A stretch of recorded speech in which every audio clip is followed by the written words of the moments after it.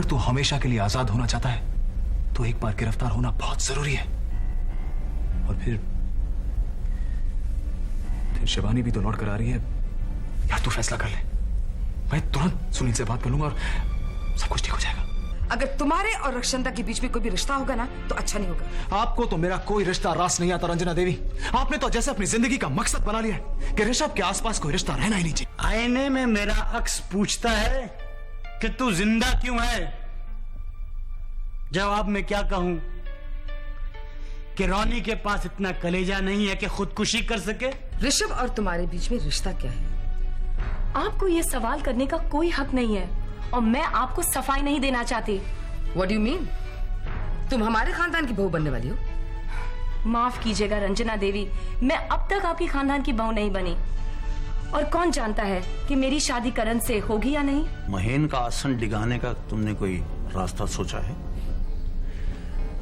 वही तो आजकल सोचते रहता हूं दिन रात, और अगर जो सोचा है वो हो गया तो चेयरमैन साहब का ये आखिरी दिन होगा।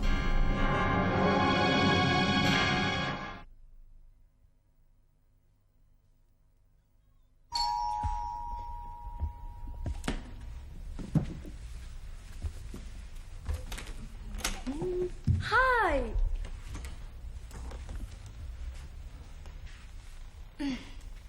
जनाब, ये गुस्सा बाहर से अपने चेहरे पर लेकर आए हैं या मुझे देखकर हुआ?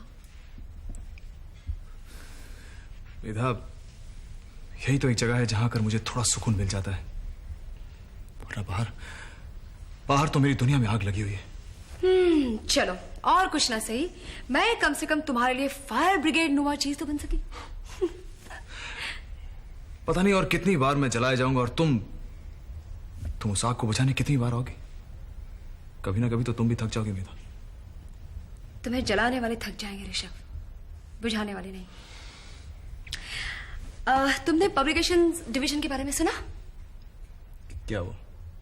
मैं ही जैसा सोचा था, वहां गड़बड़ी शुरू हो गई है। I mean, करवाई जा चुकी है और अभिजीत का कहना है कि डिस्टर्बेंस धीरे धीरे फैलेगी।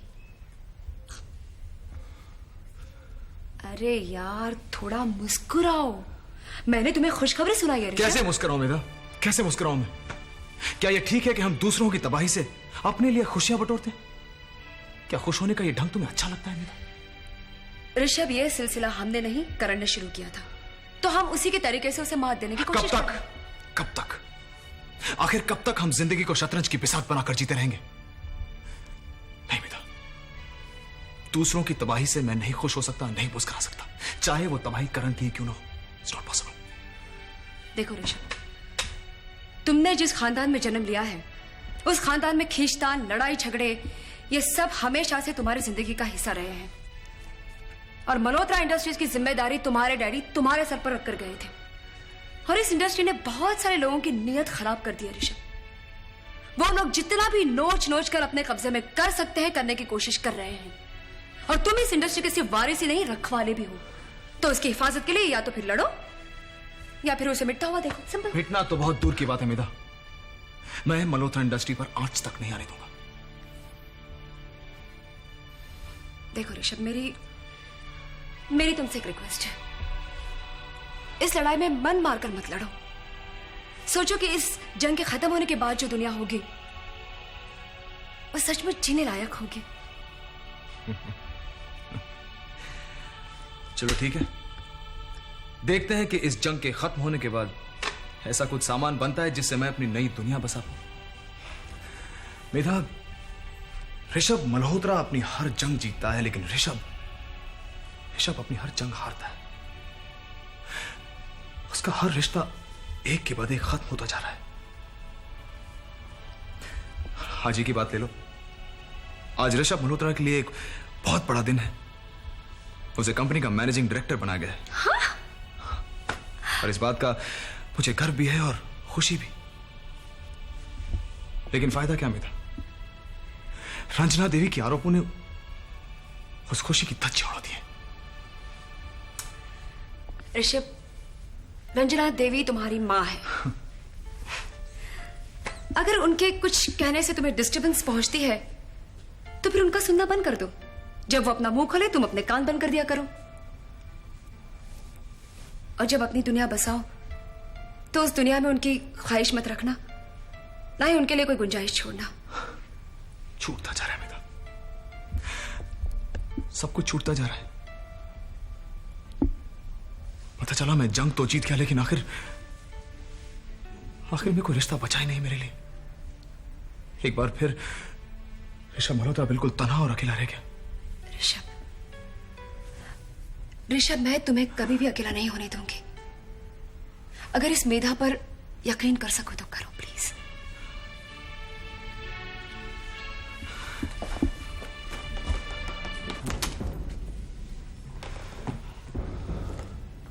Waiter, check please. Yes sir. Rajeev, मुझे कॉफी तो खत्म करने दो। बिला जाने तक तुम्हारी कॉफी खत्म हो जाएगी। इतनी जल्दी भी क्या है? देखो रेनू, डिनर का वादा किया था, डिनर हो गया, अब चले। डिनर का तो सिर्फ बहाना था, असली इरादा तो वक्त साथ गुजारने का था। साथ हम यहाँ आए तो फिर क्या हो गया? अब बैठकर बातें करते हैं, चले जाएंगे। तुम कॉफी खत्म करो, फिर चलते हैं। कहीं तुम्हारा इरादा आज मुझे अपने साथ ले जाने का तो नहीं, कहीं और? जी नहीं। तुम आज इतने अनरोमांटिक से क्यों हो रहे हो? क्योंकि रेनू, मैं बेसिकली बड़ा अनरोमांटिक आदमी हूँ। यू सी, ये बात पिछले कुछ दिनों ने साबित भी कर दी होगी। तब तो मैं तुम्हें रोमांटिक बना दूंगी। You know, I take it as a challenge. बहुत मजा आएगा। 6 महीने का क्रैश कोर्स और लाइफ लॉन्ग गारंटी। मुझे तुम्हारा कोई क्रैश कोर्स नहीं करना। लेकिन मैं तो तुम्हें ये क्रैश कोर्स करवा कर ही दम लूंगी। तो ठीक है, तुम्हें जो प्लान्स बनाना है बनाती रहो, नो प्रॉब्लम।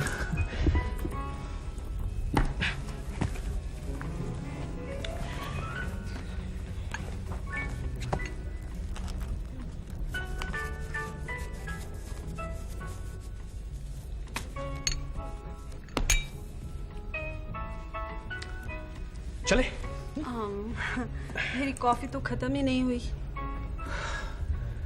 लगता है आज तुम्हारी ये कॉफी खत्म नहीं होने वाली है। मैं भी यही चाहती हूँ कि मेरी ये कॉफी खत्म ही ना हो, चलती रहे चलती रहे चलती रहे। देखो रेनू, जिद मत करो प्लीज। मेरा यहाँ से जाने का दिल कर रहा है, ट्राई टू अंडरस्टैंड। ठीक है, तो चलूंगी, मगर एक शर्त पर। यहाँ से तुम मेरे साथ मेरे घर चलोगे और वहां मेरे हाथ की बनाई हुई कॉफी पियोगे। नहीं, मैं ज्यादा कॉफी नहीं पीता। तो ठीक है, तुम जो पीते हो वो बनाकर पिला दूंगी। देखो रेनू, जिद मत करो प्लीज, यू इरिटेटिंग मी। तुम ऐसे ही करती रही तो मुझे मजबूरन तुम्हें यहाँ छोड़कर जाना पड़ेगा। यू नो राजीव, तुम बिल्कुल लड़कियों जैसी बातें कर रहे हो। जल्दी जाना है वरना पापा डांटेंगे। ऐसे भी क्या जल्दी है? कौन है तुम्हें डांटने वाला? या फिर आज की रात तुम्हारा कोई दूसरा प्रोग्राम है? देखो रेनू, तुम्हारी इन फालतू सवालों के लिए मेरे पास कोई फालतू जवाब नहीं है। अब मैं तुमसे आखिरी बार पूछता हूँ, मेरे साथ चल रही हो या मैं तुम्हें यहाँ छोड़कर चला जाऊं? You are impossible. लगता है मुझे तुम्हारे ऊपर बहुत मेहनत करनी पड़ेगी राजीव। निशी,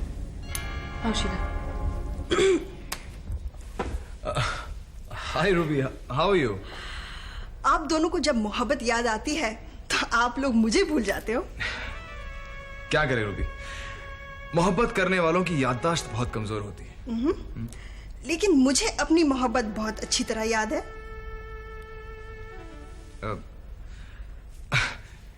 मैं चलता हूँ, I'll call you later. Bye Ruby.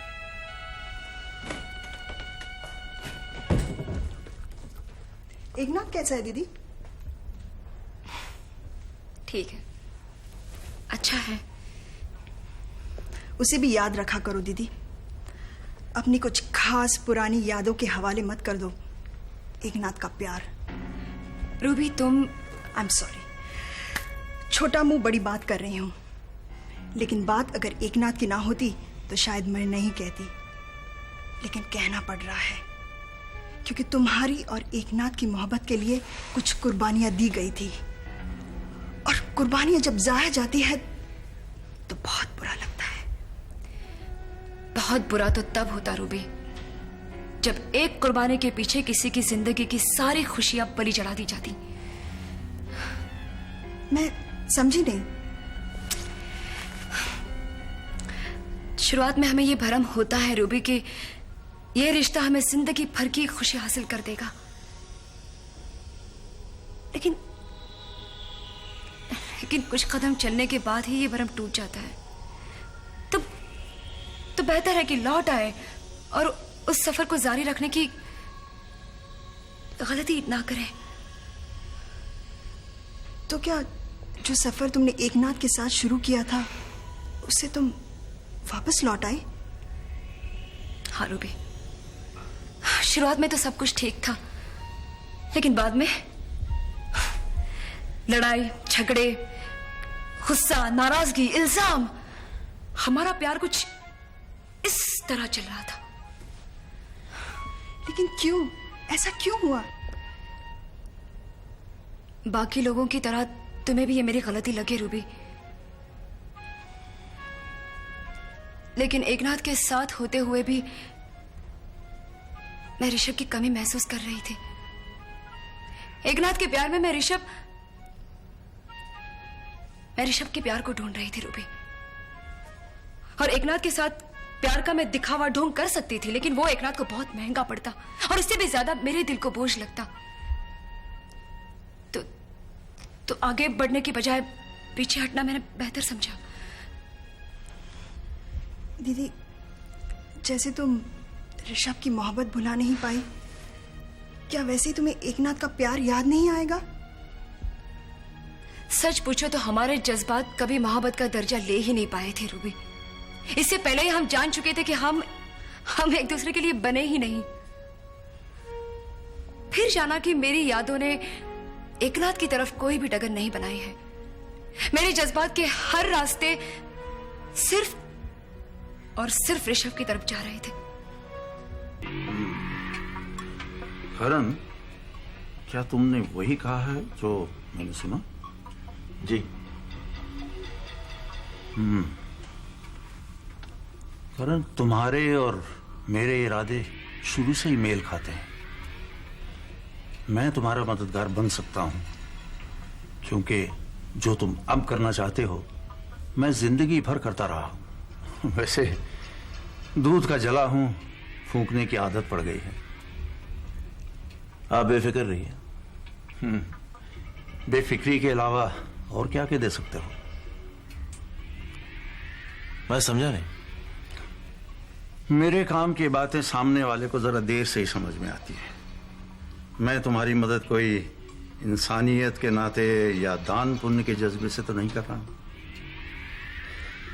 और फिर सारी जिंदगी ऐसा काम नहीं किया तो अब कहां होगा।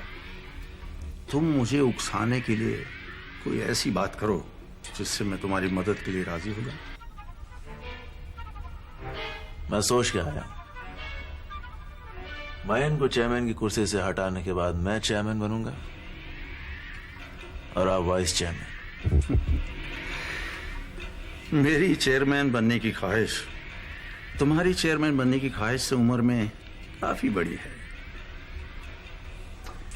देखिए ताऊ जी, एक तो मल्होत्रा इंडस्ट्रीज में आपको फिर से दाखिला दिलवाना, ऊपर से वाइस चेयरमैन बनाना नामुमकिन सी बात है, जिसे मैं मुमकिन करूंगा। लेकिन अगर आप चेयरमैन बनने की जिद पे अड़े रहे तो फिर आप ये मुलाकात भूल जाइए, मैं भी भूल जाता हूँ। अरे भाई, मैं कहाँ जिद कर रहा हूँ। मैं तो अपनी ख्वाहिशात की गोल्डन और तुम्हारी सिल्वर जुबली की बात कर रहा हूँ। वैसे फिलहाल मुझे वाइस चेयरमैन बनना मंजूर है, लेकिन एक शर्त पर। मुझे तुम मल्होत्रा ग्रुप्स में शेयर होल्डर भी बनवाओगे।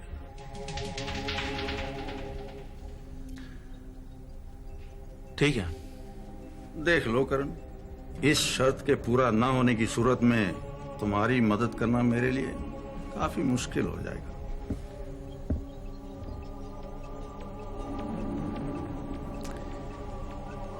I like you.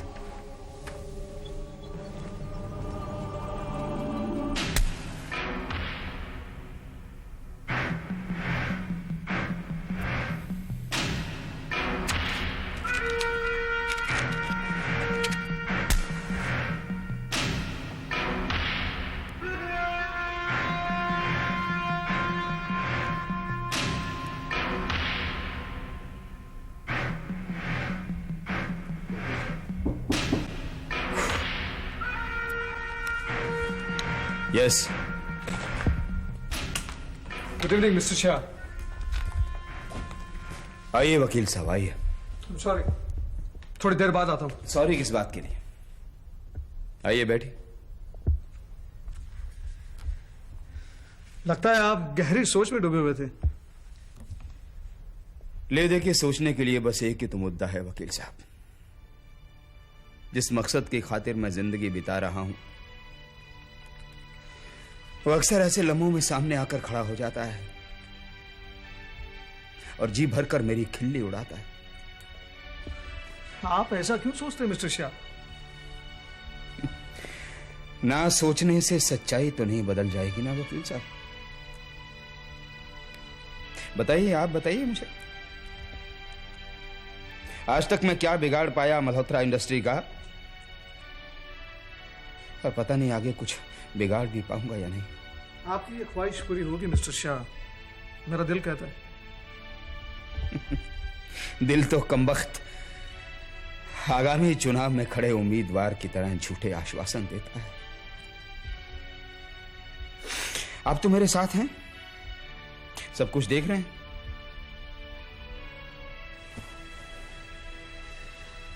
और आप भी कभी कभार ये जरूर सोचते होंगे वकील साहब कि ये शाह साहब कहने को तो बड़ी बड़ी बातें करते हैं, लेकिन कर क्या पाए? 2 कोशिशें की और नतीजा? ऐसा भी नहीं कि उन कोशिशों का नतीजा कुछ भी ना निकला हो, कुछ तो है। हाँ, उम्मीद तो बम विस्फोट की थी, बस छुटपुट पटाखों की मामूली सी आवाज हुई और ढेर सारा धुआं उठा, और जब धुआं छितराया तो सब कुछ वैसे का वैसा ही था।